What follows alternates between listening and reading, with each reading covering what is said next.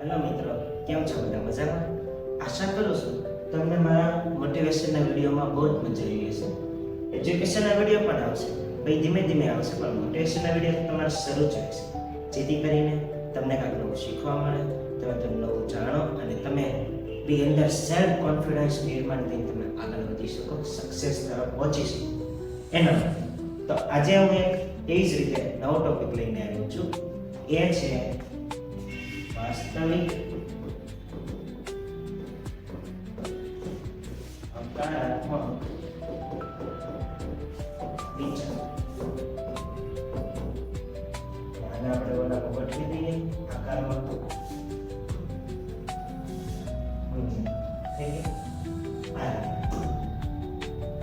તો મેં આ વાસ્તવિક હકારાત્મક વિચાર આનું ઇંગ્લિશમાં કહું ને તો રિયલિસ્ટિક પોઝિટિવ થિંકિંગ પણ કહેવાય છે. તો વાસ્તવિક હકારાત્મક વિકાસ એટલે વાસ્તવિક એટલે સાચું, જે રિયલ હોય સાચું. હકારાત્મક એટલે પોઝિટિવ, એટલે ખબર જ છે હકારાત્મક અભિગમ કી અને વિચાર. વિચાર એટલે કયો વિચાર? મનના વિચારની વાત કરીશ. તો એ રીતે મનમાં તમે વિચારો, પરંતુ પોઝિટિવ વિચારો. તો કેવું પોઝિટિવ? જે પોસિબલ હોય એવું, જે રિયલ હોય એ પોઝિટિવ થિંકિંગ રાખવી. એક્ઝામ્પલ આપું ને તો પહેલું તો એક્ઝામ માર્ક્સ. આપણે બધા હમણાં સ્ટેન્ડર્ડ 10, 12 અને 10th નું રિઝલ્ટ આવ્યું, એની ઉપરથી બધા વિચારતા હશે કે મેં મારી રીતે લખ્યું જ છે મહેનત કરીને, હવે માર્ક આવશે કે નહીં આવે. તો આમાં એ માણસ શું કરીએ કે જ્યારે એક્ઝામ હોય ને એને તો એટલે એને ખબર પડી જો કેટલો સમય અમારે બાકી છે પ્રિપેરેશન કરવામાં, તો કરવા માંગો. પછી જો એ કાંઈ કરે જ નહીં અને છેલ્લે એક્ઝામ આવી જાય, આગલા દિવસે કે અમારે કરવું શું, મેં કાંઈ વાંચ્યું જ નથી, તો એ એમ વિચારવા બે હાલ ને ભાઈ પોઝિટિવ વિચાર ને થઈ જશે, બધું માર્ક આવી જશે, પાસી થઈ જશે. પણ રિયલમાં રિઝલ્ટ કેવો આવે? ઉલટો આવે. કેમ? કારણ કે એને કંઈ વાંચ્યું જ નથી. આખું વર્ષ જેને કંઈ ધ્યાન દીધું ન હોય એ છેલ્લે શું કરી લે. હા, એટલે તો એ જો એ સમયે એવું વિચારે ને તો એ રિયલિસ્ટિક કહેવાય ને. એ વસ્તુ કઈ કહેવાય? આભાસી કહેવાય. કઈ કહેવાય તમારે? આભાસી. સાયન્સમાં, વિજ્ઞાનમાં આપણે જે લેન્સ ને અરીસાવાળું ચેપ્ટર છે ને એમાં આભાસી વાસ્તવિક વસ્તુ આવે છે. પણ હું ખાલી અર્થમાં કરી લઉં છું. વાસ્તવિક એટલે સાચું, આભાસી એટલે ખોટું. તો આપણે ભાસ થાય એ ખોટું પરિણામ આવે, ખોટો વિચાર હોય એમ. તો આમાં સાચો વિચાર આપણે શું કહીએ ખબર છે? આ જ ઉદાહરણ છે આ એક્ઝામ માર્ક્સનું. સાચું ઉદાહરણ કે તૈયારી આપણી રીતે પૂરેપૂરી કરવી. આપણી રીતે પૂરેપૂરી કરી લેવી. પછી ભલે જે રિઝલ્ટ આવે તો ચિંતા નહીં કરવાની. એકવાર જો તમે તૈયારી તમારી પૂરી હશે ને કે ભલે થોડુંક રહી ગયું હોય, પણ એ તૈયારી પ્રમાણે તમને માર્ક આવી જ જશે. પણ એટલું અંદરથી રાખો કે આ મેં તૈયારી કરી છે, બસ હવે જે થાય માર્ક્સ આવે ન હોય ચિંતા નહીં કરવાની. જો એ રીતે અભિગમ અપનાવશો તો જ તમે આગળ સક્સેસ તરફ જઈ શકશો. પછી ભલે તમારા માર્ક નહીં આવે તો પણ તમને એક રસ્તો મળી ગયો આગળ વધવા માટે. જેથી કરીને ઘણી બધી એન્ટ્રન્સ એક્ઝામમાં આપણે ખબર હશે નીટ, જી જેવી એક્ઝામમાં 25 લાખ જેટલા સ્ટુડન્ટ લોકો કમ્પેરિંગ કરતા હોય. એમાંથી આખા ઇન્ડિયાની સીટ ગણવી તો 1 લાખ, ગવર્મેન્ટ પ્રાઇવેટ બધી મળીને ગણવી તો હા, તો પછી 24 લાખ તો બીજા બેરોજગાર જ ને. એમાં સિલેક્ટ ન થાય એ બધા બેરોજગાર જ ને. તો એ આપણા કોમ્પિટિટર જ કેવા પ્રકારના. તો એનું રિઝલ્ટ કટો ઘણી ખરો આવી જાય, 600-700 લાવે છે બધા, એટલા લાવવા પડે છે. હા, તો આ સમયે આપણે આ વિચારધારા કામમાં આવે કે મેં મારથી થાતી હતી એટલે મહેનત કરી નાખી, મેં બીજાને કમ્પેર કરવા માટે મેં વાંચ્યું નથી, મને જેટલું આવડતું હતું એટલું મેં મારી મહેનતથી લખ્યું. આ વિચારધારા જ તમને આગળ સક્સેસનો રસ્તો આવશે. એટલે મેં કીધા વાસ્તવિક હકારાત્મક વિચાર એટલે કે રિયલિસ્ટિક પોઝિટિવ થિંકિંગ આપણા મગજમાં, આપણા મનમાં હોવી જ જોઈએ. રિયલિસ્ટિક પોઝિટિવ થિંકિંગ એટલે કે આવી રીતે વિચારવું જોઈએ કે વસ્તુ થાય જ કે આ તમે જો પ્રિપેરેશન તમારી થોડી ઘણી હરકી હશે તો તમે પાસ તો થવાના જ છો, થોડાક સારા માર્કે આવશે. પણ કેવી રીતે પોઝિટિવ રહેવાનું? આ રીતે કે અમે તૈયારી કરી નાખીશ તો હું એક્ઝામ માટે રેડી છું, બસ બીવાનું નહીં.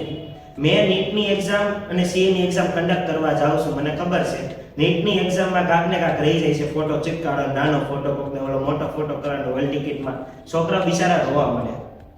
મેં એક છોકરી હતી એની હેલ્પ કરી હતી અને એને મેં સમજાવી હતી સરખી રીતે. મેં કીધું ચિંતા કરમાં, તે જે વાંચેલું છે એ તું ભૂલી જા અને ડરીશ ને તો તને હાવ નહીં આવડે મેં કીધું વાંચવામાં બધું. તારે જે ફોટાની જે સમસ્યા છે ને એ બધી ધીમે ધીમે સોલ્વ થઈ જ જશે. તારા મમ્મી પપ્પા લાવશે તો એની તું કઈ ચિંતા કરમાં એમ કહીને મેં એને સમજાવ્યું તો એ સમજી. અને છેલ્લે એની પ્રોસેસ 1:30 વાગે પૂરી થઈ ગઈ. 11 વાગે અંદર લઈ લે આપણે ખબર છે. 1:30 વાગે પૂરી થઈ ને પછી 2 વાગે પેપર શાંતિથી. તો જો આ શાંતિથી હકારાત્મક જે વાસ્તવિક હકારાત્મક વિચારથી જો પેપર આપીને તો પેપર આપણું સારું જાય. સારું જાય કેમ નહીં એમ આપણે વિચારવાનું. અને સારું જાય નહીં તોય વાંધો નહીં. આપણે મને ખબર છે આપણા ઘરના લોકોને આપણે બતાવવાનું હોય કે એટલા રિઝલ્ટ કેમ એવું બધા કે આપણે ખબર છે, પણ આપણે આપણી અંદર એમ રાખવાનું સાંભળવું પડે ભલે સાંભળવું પડે. આપણે આપણી રીતે તૈયારી કરવાની જેટલી આપણી કેપેસિટી છે એ પ્રમાણે. પછી પ્રમાણે ભલે થતા રહે. હારામારા માર્ક નો આપણે એવરેજ તો આવે ને. બસ આ એવરેજ માર્ક તમને એક વાત ખબર હશે કે ટોપર લોકો આગળ જોબે ગોતતા હોય પણ જોબ સિવાય આગળ કઈ જાતા નથી. જે એવરેજ લોકો હોય ને એ જોબમાંથી બિઝનેસ ઊભો કરે પોતાનો બિઝનેસ ઘરનો બનાવે ક્યાં ઠેડી પહોંચાવે અને ટોપર લોકોને નીચે કામ કરતા આ રીતે. એટલે આપણે અત્યારે જરૂર છે ને આ સમયમાં એવરેજ પર્સનની છે કે જેવો ટોટે નથી, જેને આવ કઈ ખબર ન પડે અને જે બહુ હોશિયાર નથી, જેને બધી વધારે પડતી કાં તો ભણવાનું નોલેજ જ આવડતું હોય. જે આ ટોટ લોકો છે એ બધાની બાયનું નોલેજ વધારે હોય, એ બધા બીજે બધે હાલતા હોય. આ બધા લોકો જોબમાં હાલે અને જે એવરેજ લોકો ને બિઝનેસ અને મોટું મોટું કાંઈક એમ્પાયર ઊભું કરવું એમાં ચાલે. આ તમને સંદીપ મહેશ્વરી, અલગ પાંડે આપણે ઉદાહરણ ખબર હશે. કોલેજ અડધેથી મૂકતી હતી. એના ટેલેન્ટ હતું ને ટેલેન્ટ ઉપર ધ્યાન ગયા. કેમ? કારણ કે એને ખબર પડી ગઈ હતી કે ભણવામાં એટલું બધું કઈ વિલું નથી. ભણવું ખાલી ડિગ્રી માટે, બાકી મેન તો આપણું જે ટેલેન્ટ હોય ને, મારું કેમ સ્પીકરનું ટેલેન્ટ છે એ જ રીતે આગળ. અને એ રીતે જો તમે આગળ વધશો તો તમને એ કામમાં મજા આવશે અને એ કામમાં તમને સક્સેસ પણ મળશે. અલગ પાંડેનું ખબર છે PW કોચિંગ ફિઝિક્સ વાળા 8000 કરોડ યુનિકોર્ન બની ગયું. તો અત્યારે ક્યાંય ક્યાંય પહોંચી ગયું, કેટલી શાખાઓ બની ગઈ. આશાદીપમાં તમને ખબર છે કઈ રીતે ધીમે ધીમે રિઝલ્ટ આવવા મળે ને ક્યાં ઠેક પહોંચ્યું એમ. તો એ જે મેન અભિગમ હોય ને એ આપણે અપનાવવો જોઈએ. કયો અભિગમ? એટલે વાસ્તવિક હકારાત્મક વિચારનો અભિગમ.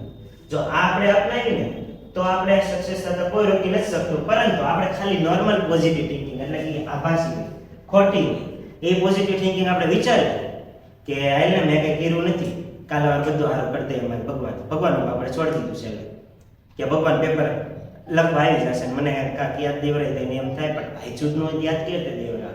એટલે આપણે પૂરેપૂરી મહેનત તૈયારી કરીને જાય ને પછી ભલે જે હોય તો ખબર પડ્યા કરિયરનું ઉદાહરણ. કારણ કે આ મેન વસ્તુ છે. અને હમણાં રિઝલ્ટ આવ્યું એટલે બધાને અમુકને બહુ સારા માર્ક આવ્યા છે, અમુકને ખરાબ આવ્યા છે.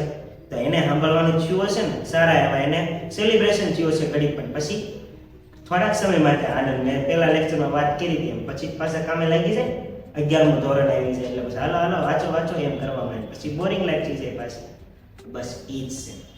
એટલે તમે આ જીવન શું છે ને એ આપણે સમજવું પડે. આમાં પેલું એક્ઝામ આવી ગયું. બીજો આપણે જોઈએ ક્રિકેટ. આ ઉદાહરણ છે ને સંદીપ મહેશ્વરીએ પણ સમજાવેલું છે. હું એના વિડીયો લેક્ચર જોતો ને એમાં રિયલિસ્ટિક પોઝિટિવ થિંકિંગમાં ક્રિકેટ વાળું ઉદાહરણ આપેલું છે. એટલે એ ઉદાહરણ હું તમને નથી કહેતો. ત્રીજું એને જોબ વાળું આપેલું છે. આપણે એક નવું ઉદાહરણ લઈએ. કયું? બિઝનેસ વાળું. જોબ એ આપણે બિઝનેસ ને આમ તો જોબ જ લઈએ. હાલ જોબમાં જઈએ તો જો દાખલા તરીકે હું છું એવરેજ માણસ, મને ખબર છે મારી કેટેગરી કઈ છે, ટોપરની છે, એવરેજની છે કે ડલની છે. એમ તો હું છું એવરેજ. તો હું ટોપર લોકોની વાત કરું. હું નાનો હતો ને 1 થી 8 ધોરણમાં મારે 90% આવતા, કોઈ દી 90 નીચે નથી ગયા. તો એ સમયે હું ટોપર હતો. મળ્યું હું છેલ્લે મને ટોપર મળીને છેલ્લે સ્કોલરશીપ મળી ને, અને છેલ્લે ઓલી એક ટ્રોફી મળી. એ ટ્રોફી હું કાંઈ દેખાડવા માટે કામમાં આવી છે ને, બીજી કાંઈ કામમાં ન આવે. આ હકીકત આપણે સમજવી પડે કે આપણે હું આના માટે જ આપણે માર્ક લાવી છે, કાંઈ બીજો બધી ધ્યાન જ નથી દેતા, ખાલી ભણવાનું જ છે એમ વિચારવું પડે. આપણું છે ને મગજને થોડું ખોલવું પડે.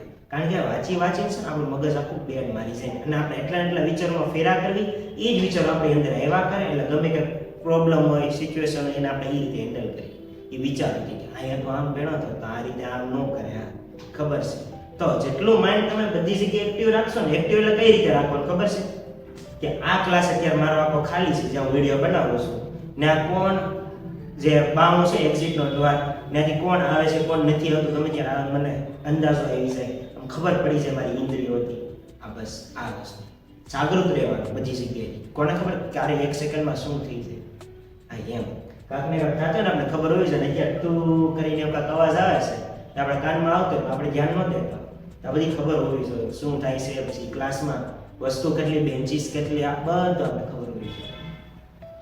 આ વસ્તુ રીતે તમે હાલશો ને, બીજી બધું બહારની હારે ધ્યાન દેશો ને, ભણવાનું કરવાનું છે ખબર જ છે. હું એમ નથી કહેતો કે ભણવાનું મૂકી દો, કારણ કે હું ખુદ ટીચર છું, હું ખુદ ભણાવું છું, તો હું તેમ કહેવાનું જ નથી આમે અને ન હોય તો એવું ન હોય. હું એમ કહું છું ભણો પણ ડિગ્રી માટે ભણો.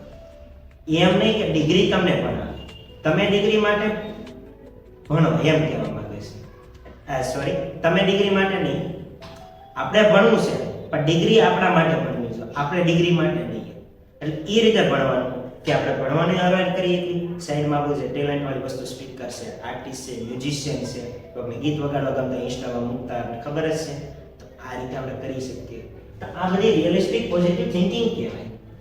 મને તેમ આ કોન્ફિડન્સ, મારી જ વાત કરું સ્પીકરની, ઘણા મને પ્રોબ્લેમ આવ્યા. આ સ્ટેન્ડની સુવિધા અત્યારે હું સ્ટેન્ડ ઉપર રાખીને ઊભો છું, આ સ્ટેન્ડ હજી ઘરે વાત નથી કરી, મને નહીં પાડી હતી લેવાની. મારે મેનેજ થતું નહીં, હું આટલા પાટીએ કાંક ડ્રમ ને બધું મૂકીને બનાવતો વિડીયો. એ થોડા દિવસ બનાવ્યા પછી નેગેટિવ રિસ્પોન્સ આવે ને મેં બેન કરી દીધું. અને એક્ઝામ હતી મારે કોલેજની, તો પછી મેં કીધું હવે બીએસસી મેં પૂરું થાય ને પછી જ કરું. કે હવે બીએસસી પૂરું થયું ને મારે વેકેશન આવ્યું તો મેં આ સ્ટેન્ડ લઈ લીધું. ભલે મેં ઉધાર રાખવા પડે પણ સ્ટેન્ડથી શરૂઆત કરું અત્યારે એમ મેં એ વિચાર રાખ્યો. મારું મોટિવેશન એકમાં એક કયું છે ખબર છે, મારો આ વિડીયો બસ બનાવવાનો, પછી ભલે ઉપડે ન ઉપડે એ નહીં જોવાનું.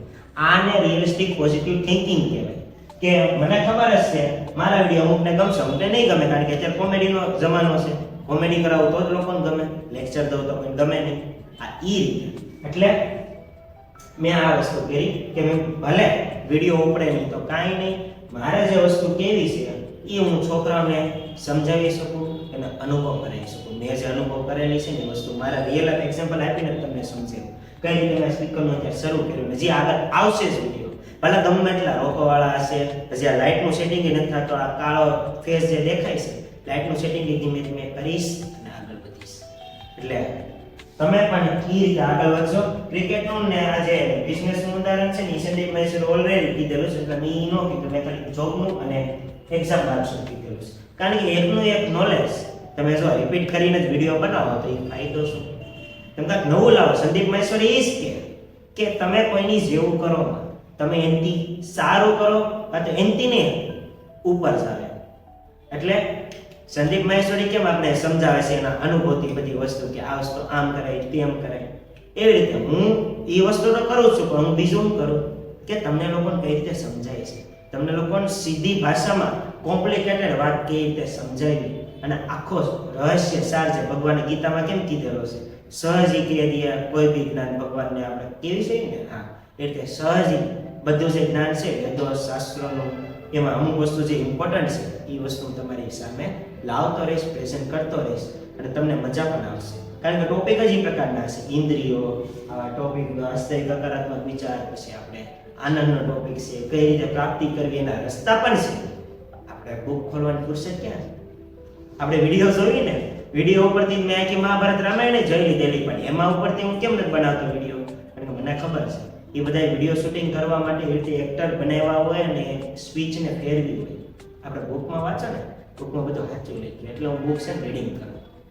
અમુક એવી ધાર્મિક બુક હોય, ગીતા છે, શ્રી કૃષ્ણ જીવન ચરિત્ર છે, આ બધી રીડિંગ કરીને પછી હું તમારી સામે લાવવા આ વસ્તુ કે તમે સમજો કે આ વસ્તુ છે શું, ખાલી ભણો નહીં, ગોખો નહીં, અપ્લાય કરવું હોય ને અપ્લાય તો એ સમજવું પડે. એ સમજશો તો જ તમારું જે મેન જ્યારે પ્રોબ્લેમ હશે ને એ તમે સોલ્યુશન કાઢી શકશો, નકર સોલ્યુશન નીકળશે નહીં. એટલે આશા કરું છું તમે મારા વાત બરોબર ધ્યાનથી સાંભળી હશે અને તમને કોમેડી તો નથી થાય, અને કોમેડી એવું લાગે તો વચ્ચે વચ્ચે હું કરાવતો રહીશ, શાયરી એવું મારીશ, પણ મેન વસ્તુ જે સમજવાની છે એ તમે એકવાર સમજી જશો એવું હું માનું છું.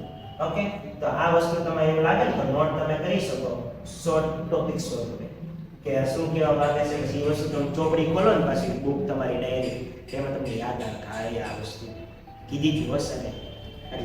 આશા કરું છું તમને બહુ મજા આવી હશે. આવી જ રીતે નવા લેક્ચર માટે મને ફોલો કરતા રહેજો. હું સબસ્ક્રાઇબ તમને એવું નહીં કહું, બધા ભલે કરતા.